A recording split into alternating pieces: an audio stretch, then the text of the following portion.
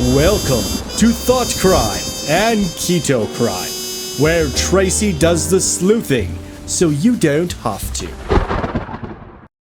Hey everyone, welcome to Thought Crime and Keto and Crime. I'm Tracy Barkley. Thank you for joining me again. Also just wanted to, before we get into today's case, wanted to give a shout out and a personal note here. I know that we're going through some really weird times in the world, not just in the United States, but with coronavirus, COVID-19 bearing down on everyone, it's kind of a scary, uncertain time. And I just wanted to say that I think we're going to be just fine. We're going to come through this just fine. We always have. I think that a lot of the panic is unnecessary, though we do need to be cautious.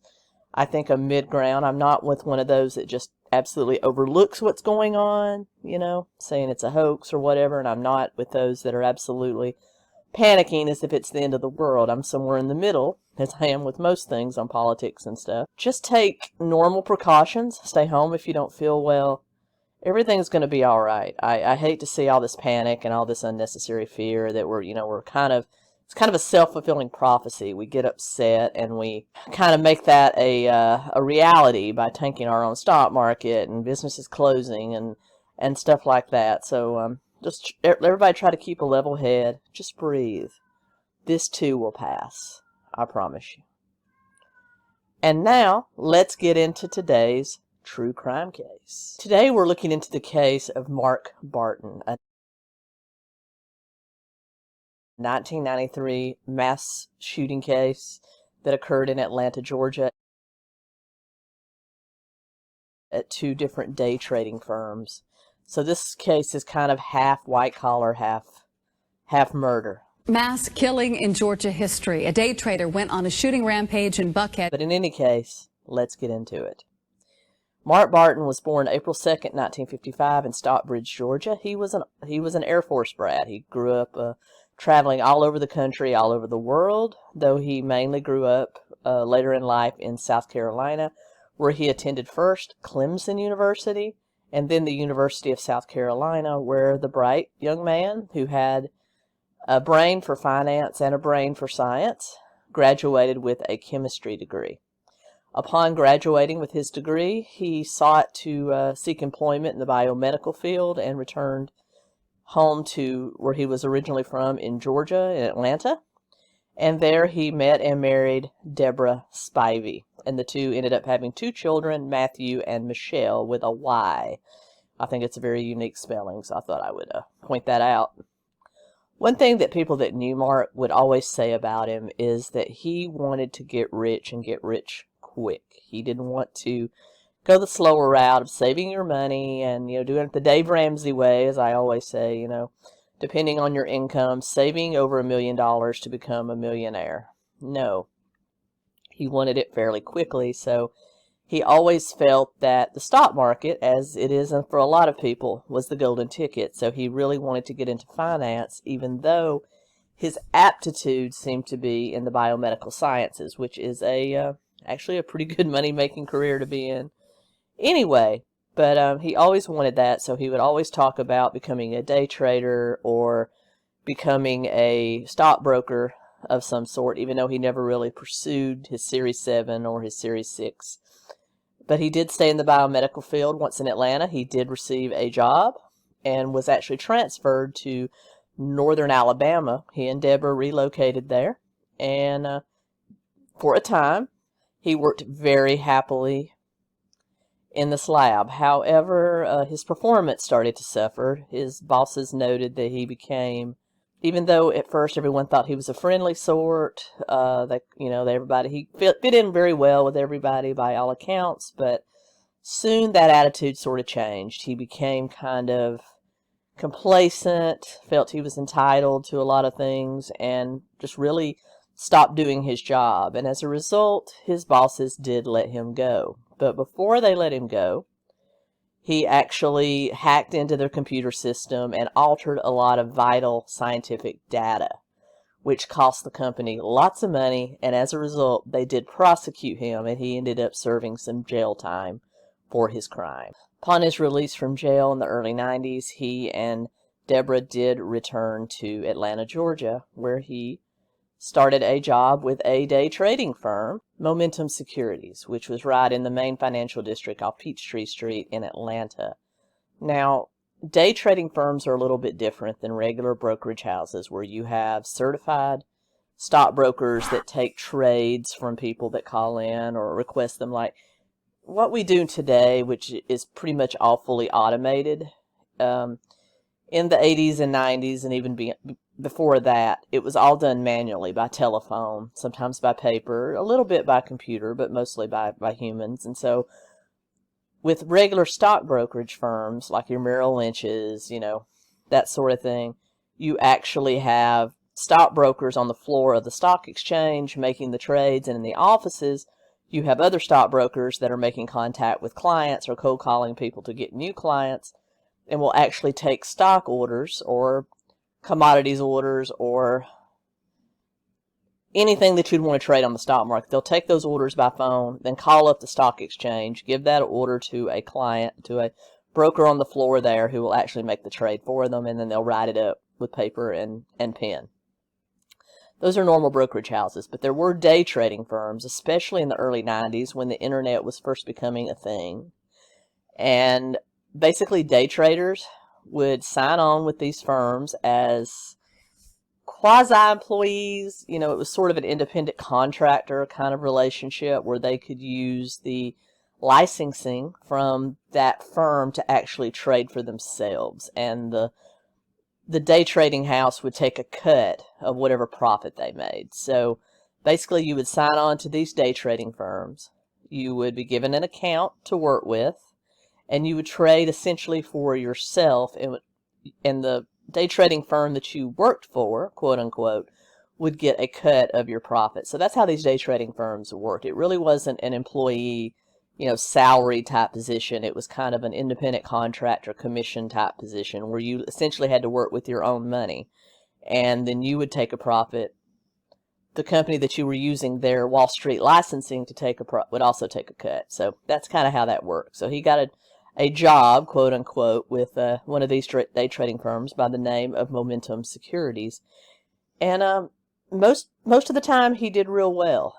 He came up with a chunk of money borrowed from family and friends that he was able to start his day trading business with. And for a long time he did real well.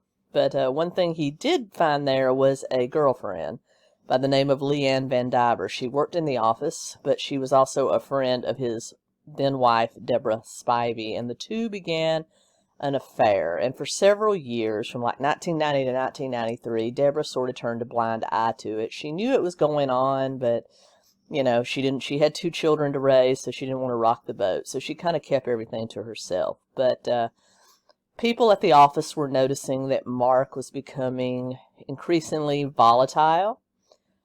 He was also nervous because he had essentially lied to Momentum about his past. He did not tell them about his arrest in northern Alabama for data tampering because, as you can imagine, trading with large sums of money, having access to their system for somebody that's been convicted of a computer-related crime probably wouldn't have gotten hired. So he was kind of nervous about that, and fights with his wife, Deborah, started to spiral. Police were called to their house several times, and this all kind of came to a head in 1993. Deborah and her mother, Eloise Spivey, went on a Labor Day weekend camping trip in 1993 to Cedar Bluff, Alabama, Cherokee County, Alabama, Cedar Bluff. This is a town I grew up maybe 20 miles from Cedar Bluff. We played them in football, my high school football team. So this is, and I graduated from high school around this time. So this is something that I remember happening. They took their RV to a campground in Cedar Bluff, Alabama. And there the 2 women were found on the Sunday before Labor Day, bludgeoned to death inside their RV. There was blood everywhere. Both women had been attacked and bludgeoned to death with a blunt object. Most people think it was a hammer. There were no gunshots. There was no evidence that gunfire or knife play had been there, just bludgeoned to death. Both women were found dead. There was also a certain amount of vomit on the floor. So many people believe that whomever killed them probably had a physical reaction from it and actually threw up after killing them. Immediately after the bodies were found, they contacted the survivors, the next of kin of the family, and it was Mark and his father-in-law who actually came later that day to kind of identify the bodies and make the normal arrangements. And Cedar Bluff Police and Cherokee County Sheriff's Department actually commented that one of the first things Mark Barton said when he arrived at the campground was, "Gee, I've never been here before." Now that's kind of a strange thing for a husband that's just been told his wife and mother-in-law have been bludgeoned to death would say, "Gee, I've never been here before." Also, there was a question of why he wasn't why the two men were not at the campground with them. Later on, even after interviewing the father-in-law, it was found that they were supposed to join them later, that the two women came early and they were supposed to join them later.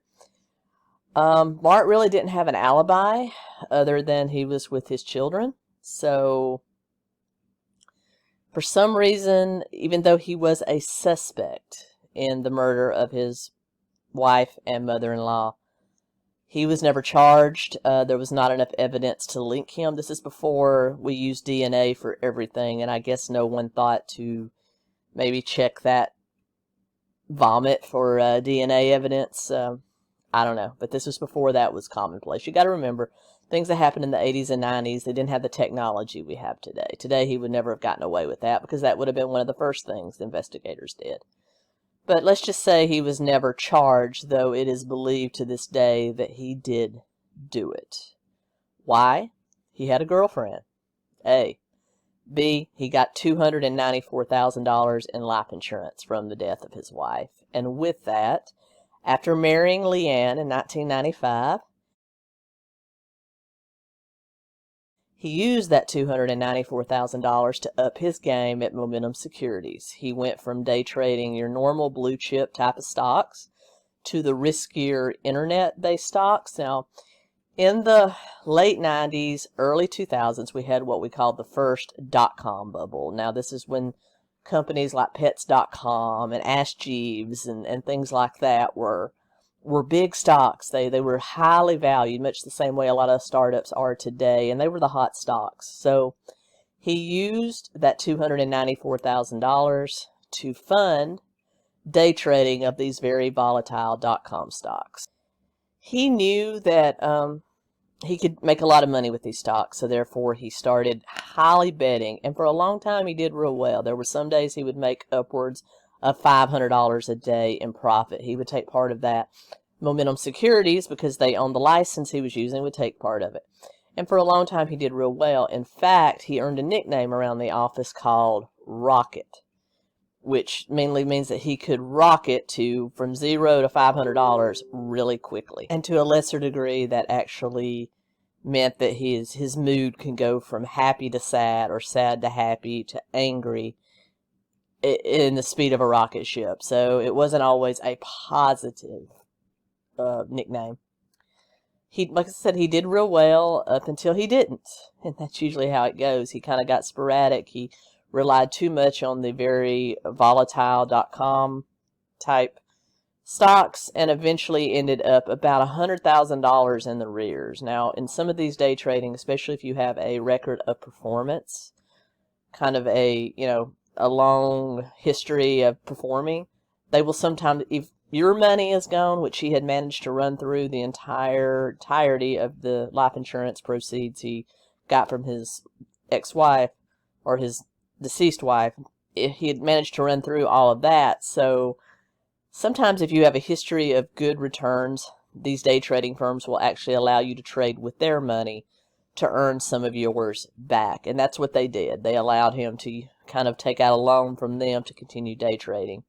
When that didn't go so well, this is early 1999, he was let go. They closed his account and told him that he could no longer trade with Momentum because he had lost a bunch of money. So he seemed to take it in stride, took it very well, told them, hey, I understand and I will make good on this debt. I will pay you back.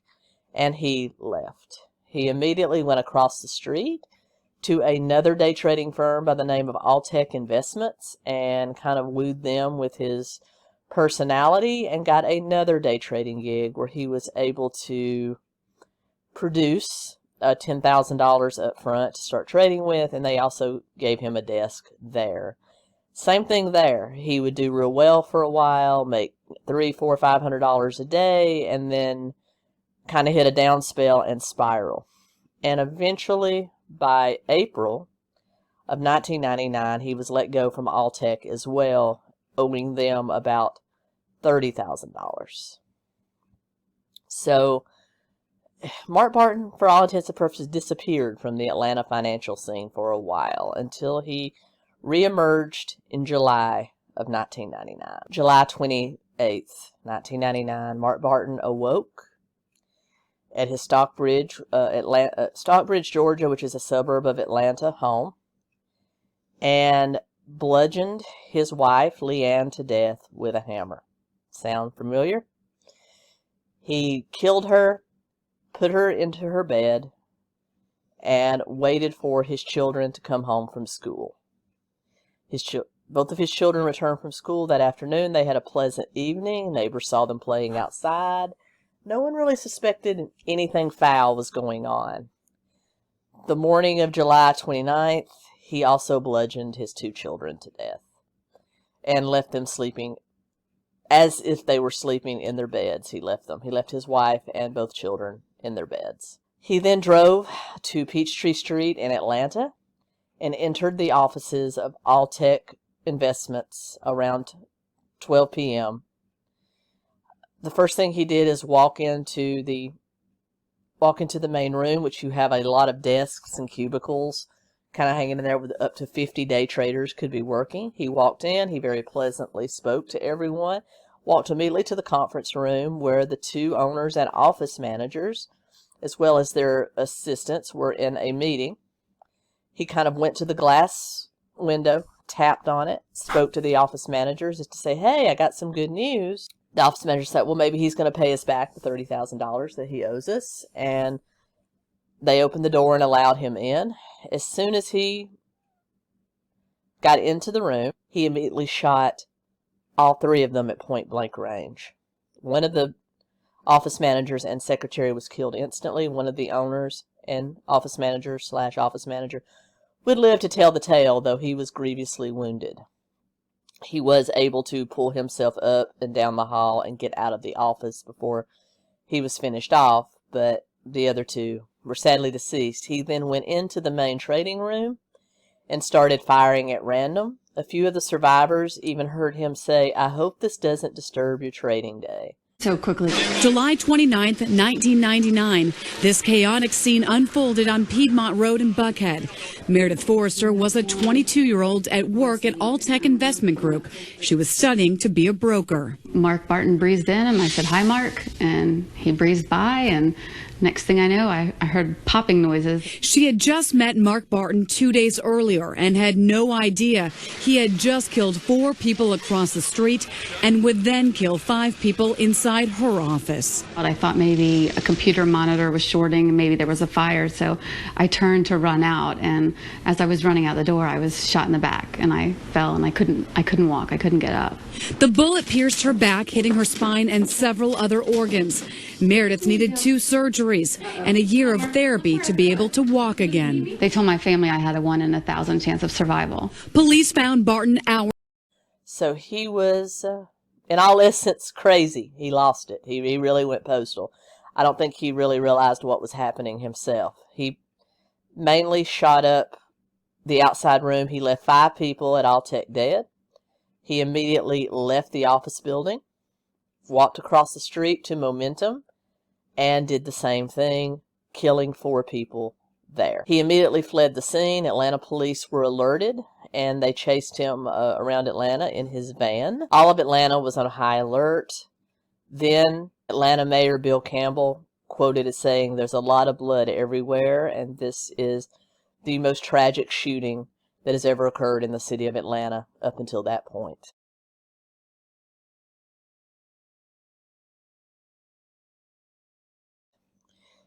Police were on high alert. SWAT teams were out looking for his green Ford minivan. The chase went on until about 8 p.m. when he was pulled over by a Cobb County Sheriff's deputy near a gas station just outside Buckhead. And once pulled over, they realized who it was. The deputy called for backup. While they were waiting for backup, they heard a shot ring out from the van. Mark Barton had put a gun to his own head and taken his own life.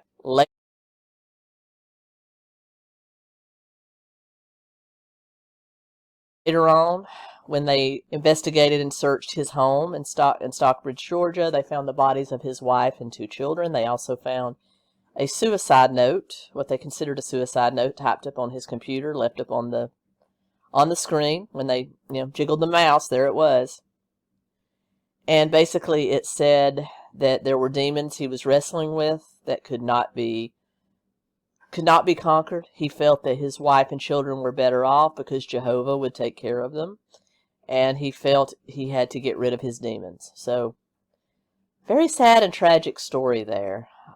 I'm not sure what, if anything, could have been done to prevent this other than good mental health treatment and locking down better offices. I think 1999 was kind of a turning point where offices started having better security. There's no reason why somebody that was let go, even if it was on good terms, should be allowed just to walk back up into an office. But it was the 90s. We were still kind of innocent in this country, It's before 9/11. It was before lots of things. So, yeah, this was tragic. Since his death, he has been officially posthumously charged with the murder of his mother-in-law and former wife. And even though he'll never be convicted of it, they fully now know that he probably did do it, and he's been charged with that as well, posthumously. So, that's the story of the Alltech and Momentum Securities shootings. One of the first office mass shootings in the country ever. One of the worst ever. Still in history is one of the worst. A lot of people were in the hospital. Ended up being about 10 people died from their injuries. The rest did recover. Momentum Securities went on for a few years. Alltech, the owners did sell Alltech. Even though Alltech remained in business, it wasn't by the same owners. They wanted to kind of get out of it, get out of the limelight of all that. And, yeah, that's the story of Mark Barton. I hope we don't see another repeat of that anytime soon. But,